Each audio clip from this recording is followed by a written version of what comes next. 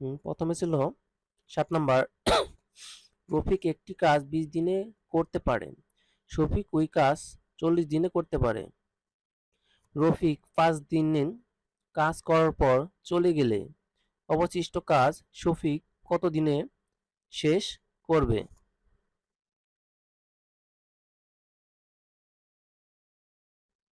সমাধান: রফিক 20 দিনে করে 1 অংশ কাজ, 1 দিনে করে 1/20 অংশ কাজ, এবং রফিক 5 দিনে করে 1 × 5 / 20 সমান 1/4 কাজ।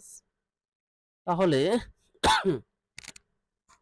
অবশিষ্ট কাজ 1 - 4 সেক্ষেত্রে এখানে লসাগু হয় 4, সেক্ষেত্রে মাইনাস করলে হয় 3/4 অংশ কাজ।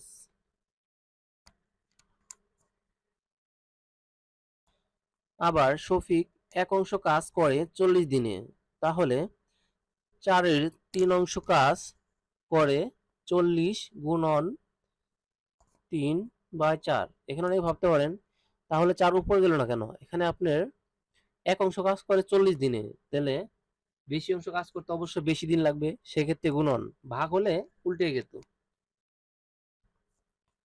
উত্তর হবে, কাটাকাটি করলে হয় 30 দিন। উত্তর: শফিক কাজটি করবে 30 দিনে।